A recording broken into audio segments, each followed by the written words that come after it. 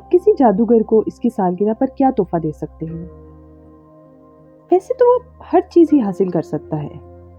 کیا آپ انہیں جرابوں کا جوڑا، چاکلیٹ کا ڈبہ یا داڑھی منڈوانے کے بعد لگانے والا لوشن دے کر خوش کر سکتے ہیں؟ زیادہ تر جادوگر تو ویسے ہی لمبی داڑھی رکھ لیتے ہیں، اسی لیے وہ بھی ان کے لیے بیکار ہے.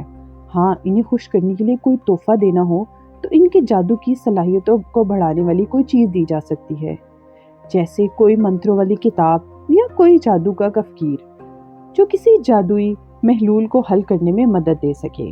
اسی لیے ننھی تزین جادو کی چیزیں والی دکان پر کانسی جادوگرنی کے پاس گئی. اس نے جادوگرنی سے فرمائش کرتے ہوئے کہا، میں اپنے چچا کے لیے ایک تحفہ ڈھونڈ رہی ہوں تاکہ ان کی سالگرہ کے موقع پر ان کو دے سکوں. وہ جادوگر ہیں اور ان کے لیے تحفہ ڈھونڈنا بہت ہی مشکل ہے کیونکہ وہ تو ہر چیز جادو کے ذریعے حاصل کر لیتے ہیں. کانسی جادوگرنی ہنستی ہوئی بولی، مجھے معلوم ہے کہ تمہیں انہیں کس طرح کا تحفہ دینا چاہیے. وہ بہت اچھی دکاندار تھی اور کسی بھی گاہک کو خالی ہاتھ نہیں جانے دیتی تھی. وہ کہنے لگی، میرے ساتھ بھی یہی مسئلہ بن گیا تھا جب مجھے اپنے دادا کو تحفہ دینا تھا. کیا تم نے کوئی خوبصورت سوٹ دیکھا ہے؟ جادوگر بہت پرانی وضع کے جوبے پہنتے ہیں جو ان پر ذرا اچھے نہیں لگتے. ایک خوبصورت سوٹ کے بارے میں تمہارا کیا خیال ہے؟ پھر اس نے تازین کو بھڑکیلے کپڑوں کی کئی جوڑے دکھائے جن پر تارے ٹنگے ہوئے تھے. ننھی تازین کہنے لگی، یہ کپڑے نہ تو چچا پر جچیں گے اور نہ ہی وہ انہیں پہنیں گے. میں کوئی ایسا تحفہ دیکھ رہی ہوں جس سے انہیں جادو کے سلسلے میں مدد مل سکے. کانسی جادوگرنی نے کہا، فٹ بال کھیلنے والے جادو کے جوتے کیسے رہیں گے؟ آج کل یہ ایلومینیم سے بنے ہوئے آ رہے ہیں جن کا وزن بہت کم ہوتا ہے اور جادوگر آسانی سے انہیں اٹھا کر گھومتے پھرتے ہیں. تازین بے اختیار بولی، نہیں نہیں. اس نے دکان میں ادھر ادھر نگاہ دوڑائی تو ایک کونے میں ایک بوری جیسی خوردری چیز پر اس کی نظر پڑی جسے لپیٹ کر رکھا گیا تھا.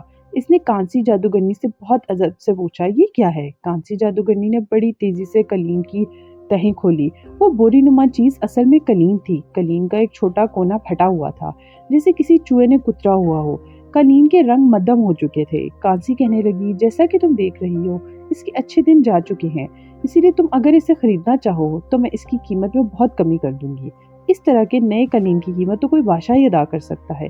یہ جادو کا کلین ہے، یہ دنیا میں اڑ کر ہمیں کسی بھی جگہ پر لے کے جا سکتا ہے، لیکن اب یہ اپنی جادوئی اثر کھو چکا ہے. اب تو یہ تمہارے ٹخنوں جتنا اونچا اڑ سکے گا اور 5 منٹ میں تھک کر واپس زمین پر آ جائے گا. تازین بولی، میں اسے خریدنا چاہتی ہوں لیکن آپ کو اس کی قیمت میں بہت کمی کرنی ہوگی. کانسی جادوگرنی نے تازین کی خواہش کے مطابق کلین کی قیمت میں غیر معمولی کمی کر. تازین کلین کو گھر لے آئی اور اسے سنہرے کاغذ میں بہت خوبصورتی سے لپیٹ دیا اور پھر اسے بڑی احتیاط سے لے کر چچا کے گھر کی طرف چل دی جو آبادی سے دور سب سے الگ بنا ہوا تھا. چچا کے گھر پہنچ کر اس نے چچا کو سلام کرنے کے بعد سالگرہ مبارک کہا. چچا اپنی آرام کرنے والی کرسی پر دراز تھے. آج اپنی سالگرہ کے دوسرے دن وہ صرف آرام کرنا چاہتے تھے، لیکن وہ تیزی سے تازین کی طرف لپکے تاکہ تازین کو بوجھ سے نجات دلائیں. تازین نے معذرت کی کہ وہ پہلے دن نہ آ سکی. چچا تحفے پر سے سجاوٹی کاغذ اتارنے میں مصروف تھے. تازین نے پوچھا، چچا کیا آپ کو تحفہ پسند آیا ہے؟ لیکن مجھے افسوس ہے کہ پرانا ہونے کی وجہ سے اب یہ اڑ نہیں سکتا. چچا کی آنکھوں میں چمک تھی. وہ بولے، واقعی اڑ نہیں سکتا ہوگا؟ ایسی حالت میں کوئی کلین کہاں اڑ سکتا ہے؟ اسے صفائی کی ضرورت ہے اور جہاں جہاں سے پھٹا ہوا ہے وہاں جادو کے دھاگے سے اس کی مرمت بھی ہو سکتی ہے. اس کے بعد یہ بالکل نئے جیسا ہو جائے گا. کل دوبارہ آنا، تب تک میں اس کی مرمت کر لوں گا، پھر تمہیں اصل تماشا دکھاؤں گا. تازین کو مزید شاباش کی ضرورت نہیں تھی، وہ ویسے ہی بہت خوش تھی. اس نے چچا کو وہ تحفہ دیا تھا جس سے وہ خوش ہو گئے تھے اور اب صرف کلین کے اڑنے کا تماشا دیکھنے کے لیے بےتاب تھی. اگلی صبح وہ جلدی چچا کے گھر پہنچ گئی. چچا بولے، یہ بالکل ٹھیک ہو گیا ہے، آؤ اس پر سواری کی کوشش کریں.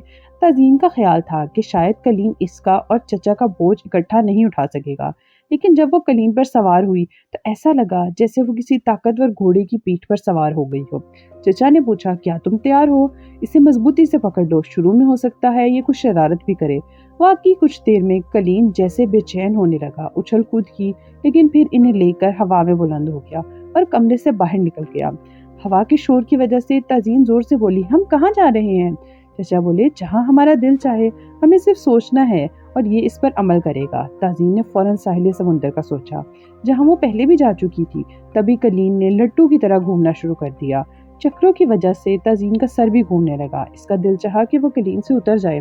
چچا بولے، سوچنا بند کرو، ہم دونوں علیحدہ علیحدہ جگہوں کے بارے میں سوچ رہے ہیں جس کی وجہ سے کلیم کا یہ حال ہو رہا ہے۔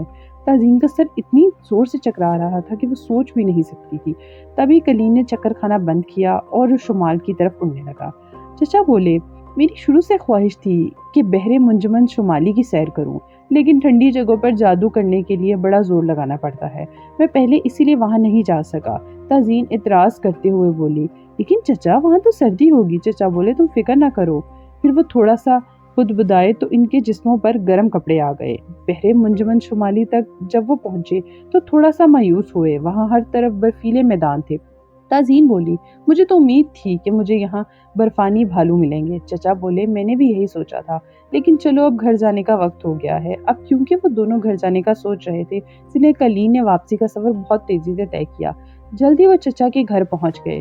چچا نے تازین سے چائے بنانے کا کہا۔ تازین نے ہنس کر کیتلی اٹھائی کیونکہ چچا نے جادو کی چھڑی ہلا کر کیتلی میں چائے پہنچا دی تھی۔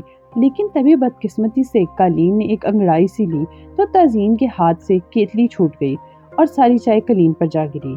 کلیم تل ملا کر بھاگا اور چشمے زدن میں کمرے سے باہر نکل گیا۔ چچا مختلف منتر پڑھتے رہے لیکن کلیم واپس نہ آیا۔ چچا ٹھنڈی سانس پھڑ کر بولے، مجھے لگتا ہے کہ اب ہم اسے دوبارہ نہیں دیکھ سکیں گے۔ ایسا ہونا ہی تھا۔ ایسے کلیم تکلیف برداشت نہیں کرتے، لیکن بیٹا یہ بہت زبردست تحفہ تھا اور میں نے اس پر سوار ہو کر بڑے ناقابل فراموش سیر بھی کی۔